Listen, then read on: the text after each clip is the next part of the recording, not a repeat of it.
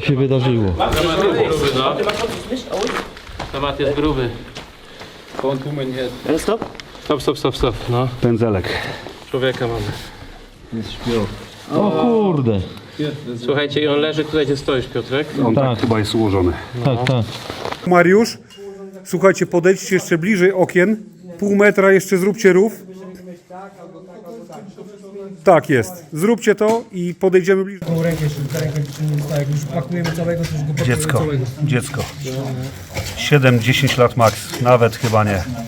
Bardzo małe. Nawet chyba nie. Bardzo małe. Znaleźliśmy infrastrukturę podziemną kanalizacji.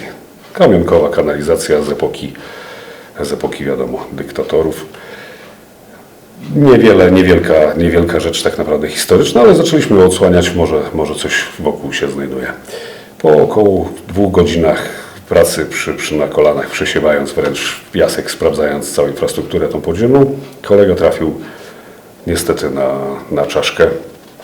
Zawołał mnie do wykopu i mówi, że znajduje się prawdopodobnie czaszka. Ja potwierdziłem oczywiście, że mamy do czynienia ze szczątkami ludzkimi.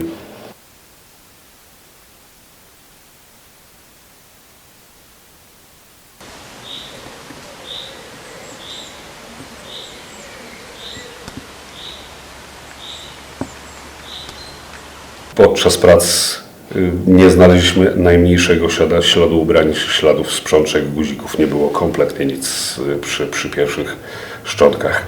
Ku naszemu zaskoczeniu na wysokości piszczeli leżała druga głowa, druga czaszka i wtedy policja postanowiła poszerzyć poszukiwania i poproszono nas o wykonanie kilku wykopów sondażowych, aby potwierdzić, czy jest więcej ofiar. Więcej zwłok, to nie wiadomo czy ofiary, tak naprawdę ciężko teraz wyrokować. No i po chwili koledzy zameldowali, że faktycznie jest następny szkielet i następny.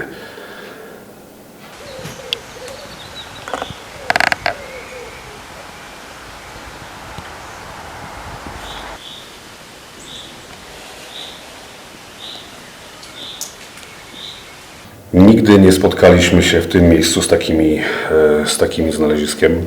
Nigdy się nawet człowiek nie spodziewał, w ogóle nie zdawał sobie sprawy, że takie rzeczy mogą mieć tam miejsce, gdyż było to, jak już wspomniałem wcześniej, najbardziej strzeżone miejsce w III Rzeszy.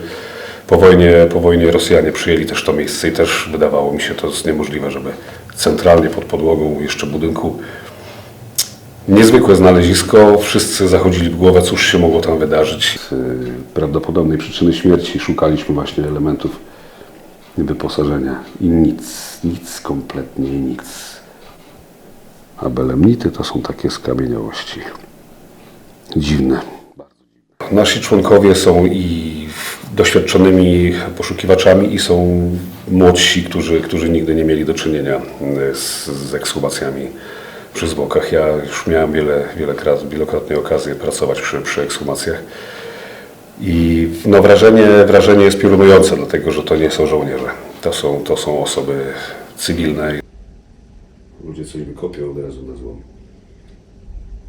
Część wykopana na jakichś pracach, niektórych wykopalisk, jak widać kule armatnie, granaty. Nie jesteśmy ekspertami. Na pierwszy rzut oka nie jesteśmy w stanie określić wieku ciał.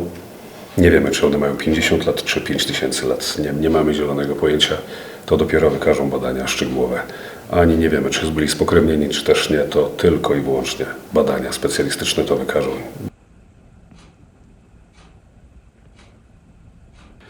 Sprzed 30 prawie lat.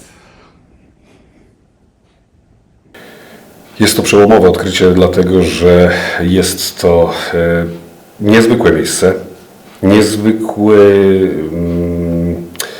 niezwykły pochówek, posiadający dziwne cechy, bez ubrań, bez najmniejszego śladu garderoby, bez dłoni i bez stóp i osoby małoletnie też były w to też były ofiarami, więc nie wiemy, co się tam wydarzyło i sam kompleks, samo mieszkanie, sama willa Hermana Göringa jest bardzo wymowna w tej materii też.